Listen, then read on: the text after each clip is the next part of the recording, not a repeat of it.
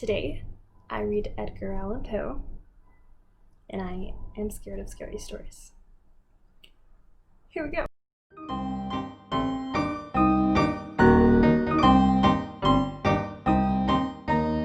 Hello, welcome back to my channel. My name is Ashley. Today, I'm actually really excited for this video. This is a test to see how scared I'm going to be. So we're going to start with Edgar Allan Poe's Telltale Heart. And we're going to read it out loud and make witty asides and see how scared I become. So, all right. True. I mean, how else are we going to start a story about murder and psychopaths? True. Nervous. Very, very dreadfully nervous. I had been and am. But why will you say that I am mad? The disease that sharpened my senses, not destroyed, not dulled them, above all, was the sense of hearing acute. This is written really weird. All right, sorry, distracting myself. Okay, above all was the sense of hearing acute. I had heard all things in the heaven and in the earth. I heard many things in hell. How then am I mad? I feel like if you can't answer that question, there's not much hope for you. Hearken and observe how healthily, how calmly I can tell you the whole story. Okay, well clearly we have a narrator here who is not very trustworthy, so let's see where this goes. It is impossible to say how first the idea entered my brain, but once conceived, it haunted me day and night. Object, there was none. Passion, there was none. I loved the old man. I have a bad feeling about this old man. He had never wronged me. He had never given me insult. For his gold I had no desire. I think it was his eye. Yes, it was this. Old man, you should be running. One of his eyes resembled that of a vulture, a pale blue eye with a film over it. That's creepy. Whenever it fell upon me, my blood ran cold, and so by degrees, very gradually, I made up my mind to take the life of the old man and thus rid myself of the eye forever. But like, why not leave? Like, why do you have to kill him?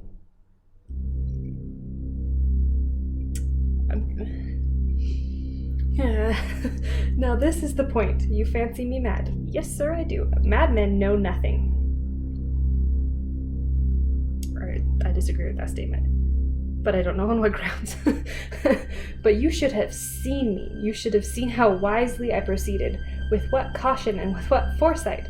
With what dissimulation I went to work. I was never kinder to the old man than during the whole week before I killed him.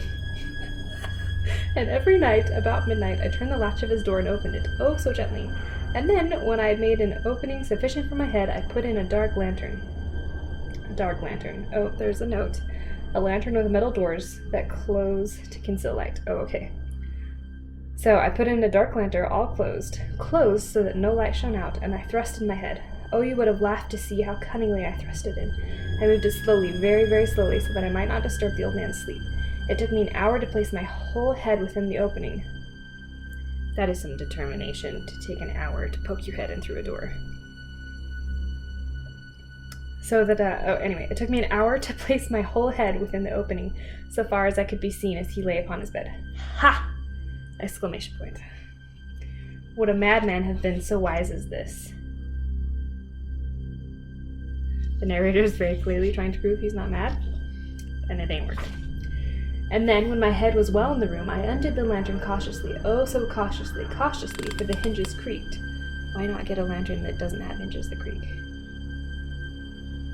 I mean, if you're gonna kill him. Thank you, motorcycle. Anyway, I undid it just so much that a single thin ray fell upon the vulture eye. Also, vulture eye, that is really creepy. I did this for 7 days, or for 7 long nights, every night, just at midnight. So not only is he creepy, but also he's a stalker, going in and watching people sleep. Creepy. I found the eye always closed, and so it was impossible to do the work, for it was not the old man who vexed me, but his evil eye. Oh, note. That is the eye that overpowers or kills. It's a long-standing folk tradition. Okay, so like maybe like black cat. But if you're like, Is it worthy of saying it's a black cat? I don't know. I don't know what the background is here. Every morning when the day broke, I went boldly into the chamber and spoke courageously to him, calling him by name in a hearty tone and inquiring how he had passed the night. Now that's uber creepy to go in and, like, be considering killing somebody, and then wake up the next day and be like, how did you sleep? That's... Okay. Getting creeped out. So you see, he would have been a very profound old man indeed to suspect that every night, just at 12, I looked in upon him while he slept. Upon the 8th night, I was more than usually cautious in opening the door. A watch's minute hand moved more quickly than did mine. It's a great sentence. A watch's minute hand moves more quickly than did mine. Never before that night had I felt the extent of my own powers, of my sagacity? S-A-G-A-C-T-E. S-A-G-A-C-I-T-Y. Sagacity? Wisety? Brilliance? We're going to say brilliance, because I think that's what that word means. I could scarcely contain my feeling of triumph. To think that there I was, opening the door little by little, and he not even to dream of my secret deeds or thoughts. I fairly chuckled at the idea, and perhaps he heard me, for he moved on the bed suddenly as if startled. Now you may think that I drew back, but no, of course not. It would not be that simple. His room was black as pitch, with the thick darkness, for the shutters were closed, fastened, through fear of robbers. So I knew that he could not see the opening of the door, and I kept pushing it on steadily. The repetition of some of the words makes this creepy. Also, what is the relationship of this narrator to the old man? Grandson? Son? Friend? Nephew? Like, why are these people in the same house? I don't know. Okay. I put my head in and was about to open the lantern when the thumb slipped on the tin fastening and the old man sprang up in bed crying out, "Who's there?" I kept quite still and said nothing. For a whole hour I did not move a muscle, and in the meantime I did not hear him lie down. He was still sitting up in the bed listening, just as I have done night after night, hearkening to the death watches in the wall. Death watch has a note. Death watch beetles, which commonly live in the walls of old houses in folklore. Their tapping noises foretell a death in the house. Death watch beetle? I have never heard of death watch beetles, but that sounds like a great story. Like, that somebody write that book. Okay, so we have old man, terrified, sitting on the bed. We have other man, creepily, and I'm just picturing in my head, we have this guy, and he's like holding onto the lantern, just like, and the old man is not sleeping either, so he clearly suspects something. Like, this guy is not as sneaky as he thinks he is. Presently, I heard a slight groan, and I knew it was the groan of mortal terror. It was not the groan of pain or of grief. Oh no. It was the low, stifled sound that arises from the bottom of the soul when overcharged with awe. I knew the sound well. Many a night, just at midnight, when the whole world slept, it was welled up from my own bosom, deepening with its dreadful echo the terrors that distracted me. I say I knew it well. I knew what the old man felt, and pitied him, although I chuckled at heart. I'm trying to figure out how one could feel pity for somebody, but be chuckling in their heart. Like, what does that look like? Are you just like, or are you just like, like, what is that? Okay, I knew that he had been lying awake ever since the first slight noise, when he had turned in the bed. His fears had been ever since growing upon him. He had been trying to fancy them causeless, but could not. He had been saying to himself, "It is nothing but the wind in the chimney. It is only a mouse crossing the floor. Or it is merely a cricket which has made a single chirp." Yes, he has been trying to comfort himself with these suppositions, but he has found all in vain. All in vain. Because death, oh dear, in approaching him, had stalked with his own black shadow before him and enveloped the victim. And it was the mournful influence of the unperceived shadow that caused him to feel, although he neither saw nor heard, to feel the presence of my head within the room. Okay, now that's really creepy. When I had waited a long time very patiently without hearing him lie down, I resolved to open a very, very little crevice in the lantern. So I opened it. You cannot imagine how stealthily, until at length a single dim ray like the thread of a spider shot out from the crevice and full upon the vulture eye. I am imagining lying in bed and turning on a flashlight and seeing this like disgusting blue eye with like nasty film just like looking at me in the flashlight beam and just being like, yeah. Okay. The eye, it was wide, it was open, wide open, and I grew furious as I gazed upon it, and I saw it with perfect distinctness, all a dull blue with a hideous veil over it that chilled the very marrow in my bones, but I could see nothing else of the old man's face or person, for I had directed the ray as if by instinct precisely upon the damned spot. And now, have I not told you that what you mistake for madness is an over-acuteness of the senses? So now you're blaming your ability to shine your flashlight on creepy old men's eyes as over-acuteness of senses. Okay. Old man, like if I was you, I probably would have wet the bed. Let's be honest, I wouldn't be running, I'd be wetting the bed. Okay, now I say there came to my ears a low, dull, quick sound such as a watch makes when enveloped in cotton. I knew that sound well too. It was the beating of the old man's heart. It increased my fury as the beating of a drum stimulates the soldier into courage.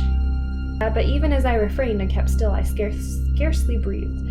I held the lantern motionless. I tried how steadily I could maintain the ray upon the eye. Meantime, the hellish tattoo of the heart increased. So, the tattoo of rapid, rhythmic rapping. That's kind of terrifying to like, to just like hear that. Okay, we have this heartbeat going on. It grew quicker and louder every instant. The old man's terror must have been extreme. It grew louder, I say louder, every moment. Do you mark me well? I have told you that I am nervous, so I am. And now at the dead hour of the night, amid the dreadful silence of that old house, so strange a noise as this excited me to uncontrollable terror. Yet for some minutes longer I refrained and stood still. But the beating grew louder. I thought the heart... Pause for dramatic effects. Okay. I thought the heart must burst, and now a new anxiety seized me. The sound would be heard by a neighbor. Oh dear. So this person has such anxiety that he's now afraid of being caught. Okay. The old man's hour had come. With a loud yell, oh boy, here we go, I threw open the lantern and leaped into the room. He shrieked once, only once, in an instant. I dragged him to the floor and pulled the heavy bed over him. I then smiled gaily to find the deed so far done, but for many minutes the heart beat on with a muffled sound. This, however, did not vex me. It would not be heard through the wall. At length it ceased. The old man was dead. I removed the bed and examined the corpse. Yes, he was stone dead. Okay, so the man has been suffocated. Great. I'm sorry, old man. I placed my hand upon the heart and held it there many minutes. There was no pulsation. He was stone dead. His eye would trouble me no more. Okay, creepy. Thank you, very creepy. If you will think me mad, you will think so no longer when I describe the wise precautions I took for the concealment of the body. Oh, good. I'm so glad you thought this through. The night waned, and I worked hastily, but in silence. First of all, I dismembered the corpse. Okay, I cut off the head, and the arms, and the legs. I then took up 3 planks from the flooring of the chamber and deposited all between the scantlings. I then replaced the boards so clearly, so cunningly, that no human eye, not even his, could have detected anything wrong. There was nothing to wash out, no stain of any kind, no blood spot whatsoever. I'd been far too wary for that. A tub had caught all. Ha ha. Yeah, okay. This narrator. Not a fan. Okay, when I had made an end of these labors, it was 4 o'clock, still dark as midnight. As the bell sounded the hour, there came a knocking at the street door. I went down to open it with a light heart, for what had I now to fear? There entered 3 men who introduced themselves with perfect suavity? Suavity? I don't know how to pronounce these words. I feel like I don't know English. That's fine. I mean, it's 2 words out of like 4 pages, so clearly don't know English. Anyway, police officers have showed up. A shriek had been heard by a neighbor during the night. Suspicion of foul play had been aroused. Information had been lodged at the police office, and they, the officers, had been deputed to search the premises. I smiled, for what had I to fear? I bade the gentleman welcome. The shriek, I said, was my own in a dream. The old man I mentioned was absent in the country. I took my visitors all over the house. I bade them search well. I led them at length to his chamber. I showed them his treasures, secure and disturbed. In the enthusiasm of my confidence, I brought chairs into the room and desired them here to rest their fatigues, while I myself, in the wild audacity of my perfect triumph, placed my own seat upon the very spot beneath which reposed the corpse of the victim. I'm not gonna sleep tonight.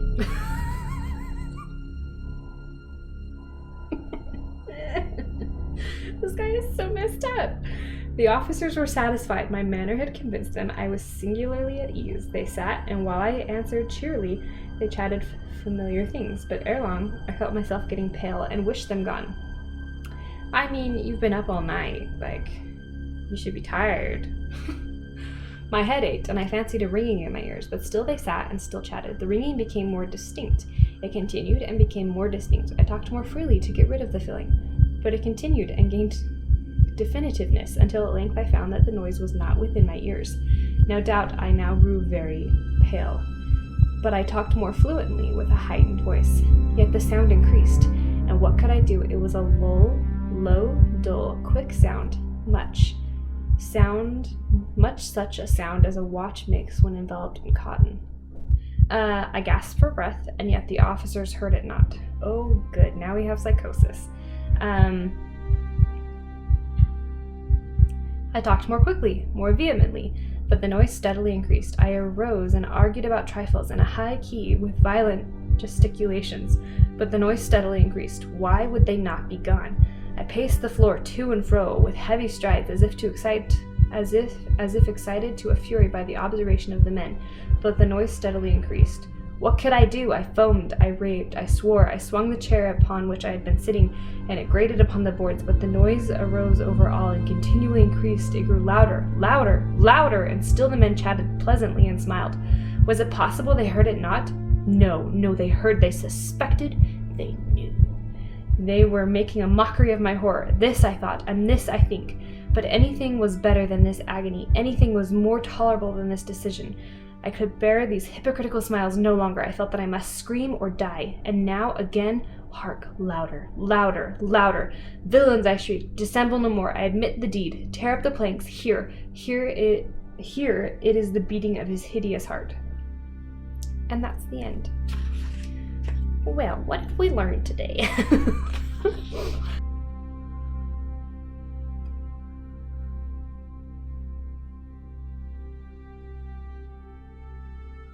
I'm not good with violence. I'm like listening to the sound of my own heart beating and going, what does that mean? Also, what kind of mind do you have to write stories like this? Like, where did he get all his inspiration? Poe. What were you doing? Anyway, I'll see you all next week. Bye, guys.